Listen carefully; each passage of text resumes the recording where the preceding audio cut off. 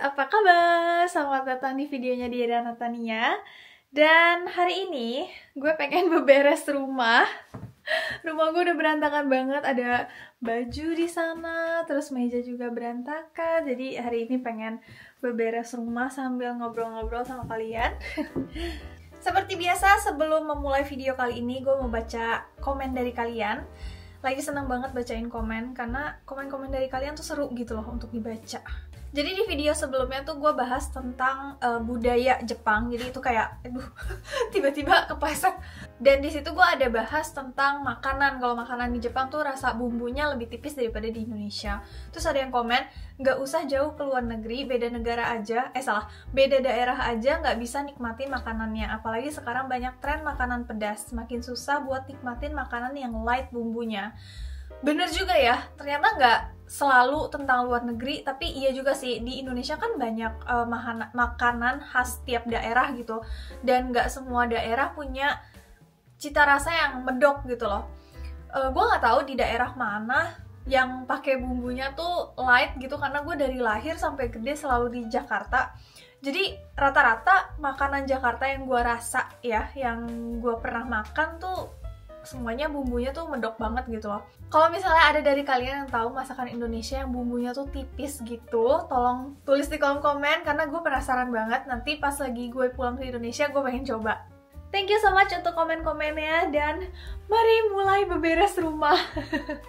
BTW, gue belum pernah ceritain kenapa akhirnya pilihan gue dan Padok itu jatuh kepada rumah ini. Jadi rumah kita yang sebelum ini, itu tuh kita memang dari awal masuk ke rumah itu udah kayak membayangkan kalau tinggal di rumah itu tuh nggak akan lama.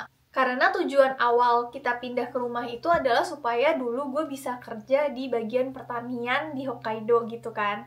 Dan itu udah tercapai guys, jadi gue udah bekerja di beberapa tempat dan gue udah merasa cukup puas. Dan berhubung kita juga sekarang udah mau masuk ke tahap berikutnya dalam hidup kita, jadi kita udah memikirkan kalau seandainya kalau Tuhan mengizinkan kita punya anak nanti, kayaknya kita butuh ruangan yang lebih besar gitu. Dan gak mungkin juga nanti pas lagi gue hamil atau pas udah punya anak, udah lahiran, baru pindahan, itu kayaknya akan sangat ribet banget. Jujur untuk daerah di sini tuh lebih Inaka tuh lebih desa daripada rumah sebelumnya. Jadi kalian bisa bayangkan, ini radius sekitar 15-20 km sekitar rumah ini tuh cuma ada satu convenience store dan satu supermarket. Selain itu nggak ada toko-toko baju, toko makanan lain, atau kafe-kafe, itu nggak ada sama sekali. Jadi kalian bisa bayangkan seberapa pinggirannya gitu. Tapi jujur untuk gue dan Padok ternyata itu nggak masalah sama sekali gitu loh guys, as long as kita punya mobil. Dan kalau misalnya mau grocery shopping gitu, kita bisa pakai mobil setelah Padok pulang kerja atau pas dia hari libur. Pas lagi musim winter, inilah cara kita untuk mengeringkan baju. Jadi di sini kan ada heater ya, heater ini tuh panas banget. Ini tuh termasuk heater yang ukurannya besar banget. Jadi kalau teman-teman tinggalnya di Tokyo atau di daerah-daerah selatan lainnya, akan jarang sih lihat heater sebesar ini, karena ini untuk daerah yang bener-bener dingin banget. Dan inilah daerah yang dingin banget. Mungkin tahun ini bisa sampai minus 25 derajat lagi, I don't know.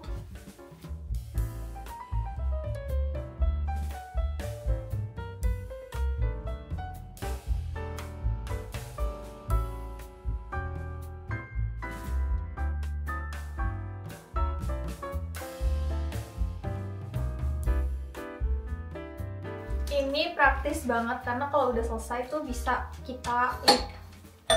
Ada paket dan karena namanya punya Padok, jadi gue nggak mau buka, biar dia aja yang buka nanti. Anyway, ini tuh bisa dipendekin, jadi compact banget.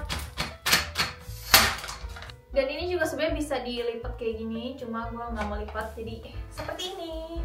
BTW, gue kemarin dapat komen yang menurut gue agak unik, yaitu kasihan Padok karena ngikutin kemauan Diera terus gitu kan. Gue nggak marah atau kesel atau gimana sama sekali ya baca komen itu, karena menurut gue opini orang ya sah-sah aja gitu loh. Mereka mau opini seperti apa ya itu hak mereka masing-masing kan. Cuma karena berhubung gue tuh content creator dan menurut gue gue punya sedikit tanggung jawab untuk meluruskan apa yang salah gitu menurut gue.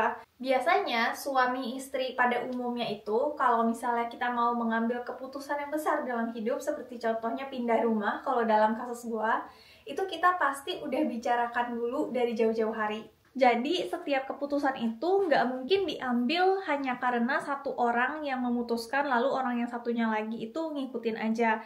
Sebenarnya ada beberapa kasus yang seperti itu, tapi menurut gue kebanyakan suami istri di muka bumi ini gitu ya, pasti kalau mau ngambil keputusan yang besar itu sudah dibincangkan dulu kedua belah pihak. Tapi di satu sisi gue juga ngerti sih kenapa ada sebagian orang yang berpikir seperti itu. Karena Padok ini nggak punya medsos sama sekali, jadi segala hal yang kalian lihat di hidup kita berdua itu pasti lewat cara pandangnya Diera Natania.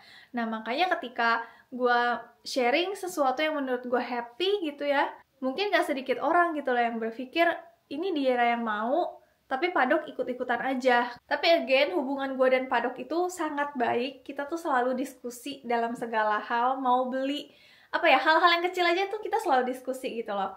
Dan ini pindah rumah, hal yang besar banget kan. Jadi kita mengambil keputusan ini ya karena memberikan benefit pada gue, yaitu gue bisa gardening, dan bisa memberikan benefit ke Padok juga, yaitu punya ruangan yang besar. Jadi ini adalah win-win solution. Beberapa keunikan dari rumah ini adalah, biasanya guys, rumah di Hokkaido itu pintunya atau jendelanya tuh ada 2 lapis. Kita bilangnya double door di sini.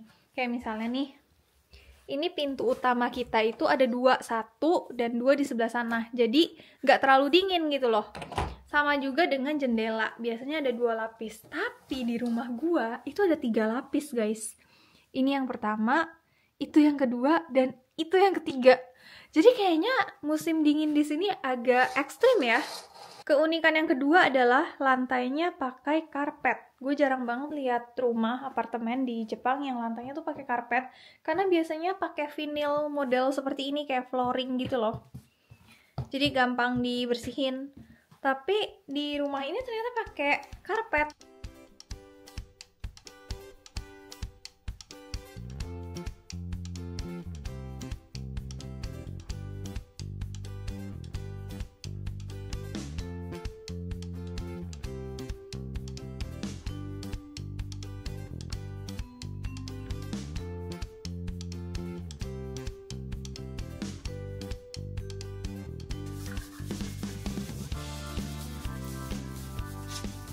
Kalau udah di start, ini tuh harus dicek gitu loh guys, beneran muter atau enggak airnya. Soalnya kalau misalnya nggak dicek, kadang-kadang dia suka nggak nyangkut gitu.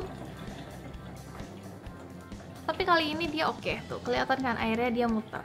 Ngomongin soal bersih-bersih, antara gue dan Padok, itu 80% yang bersihin rumah adalah gue. Jadi hal-hal yang Padok lakukan itu biasanya buang sampah, karena di Jepang buang sampah kan lumayan nggak ribet sih, banyak kali ya rules-nya. Lalu kedua, dia juga yang bersihin ini salju. Jadi di daerah rumah kita kan ini saljunya banyak banget kan. Nih kalian masih bisa lihat ada salju kan di sebelah sana tuh. Kemarin-kemarin tuh turun salju, dan sebelah sini lumayan numpuk. Ini tuh parkiran rumah BTW. Ini lumayan numpuk saljunya, dan kalau saljunya numpuk tuh kita nggak bisa parkir mobil guys. Jadi harus dibersihin. Nah yang bersihin tuh biasanya Padok. Lalu cuci baju, tapi nggak selalu. Jadi cuci baju tuh kayak 50-50 sih antara gue dan Padok, tergantung siapa yang available aja. Dan sisanya semuanya gue yang lakukan. Gue memang mengambil porsi lebih banyak. Gue orangnya suka bersih-bersih, dan menurut gue bersih-bersih rumah itu salah satu bentuk healing. Jadi ketika gue lagi capek kerja gitu, karena setiap hari kan gue harus edit video, bikin skrip, dan harus berpikir untuk konten apa nih selanjutnya yang harus dibuat gitu.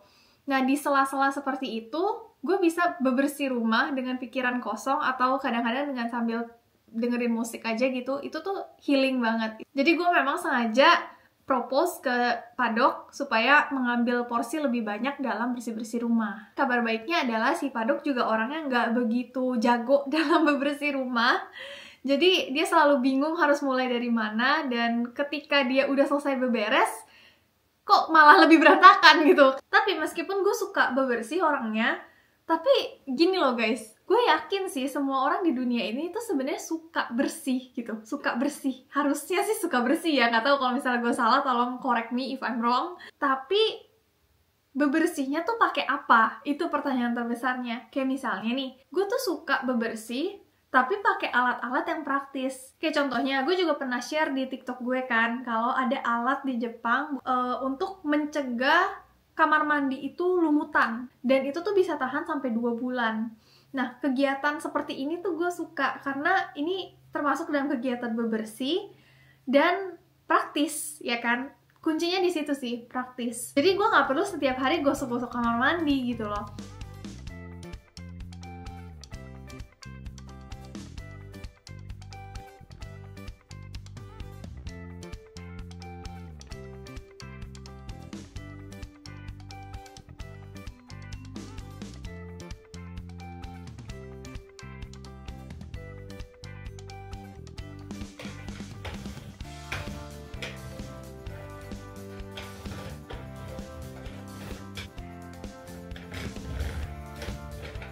Jadi berhubung rumah kita itu pakai karpet yang warnanya lumayan gelap, jadi gue tuh nggak bisa lihat gitu loh dimana rambut rontok gue tuh pada jatuh. Jadi kita harus pakai ini kayak roller gitu, terus kita roll ke semua lantai. Jadi rambut-rambutnya tuh bisa keambil semua. Kenapa nggak sekalian vakum aja langsung gitu, nggak usah pakai roller dulu kan ribet.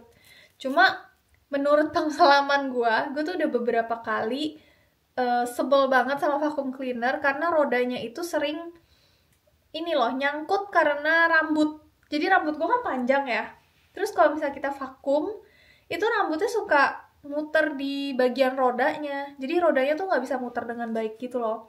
Makanya sebelum vakum gue selalu pakai roller kayak gini di lantai supaya rambut-rambutnya tuh keangkat dulu. Terus kalau misalnya sehari-hari abis hair dryer atau abis nyisir dan kelihatan rambut gue tuh rada-rada rontok gitu di lantai nih misalnya, gue langsung ambil atau gue langsung ambil roller terus dibuang rambutnya.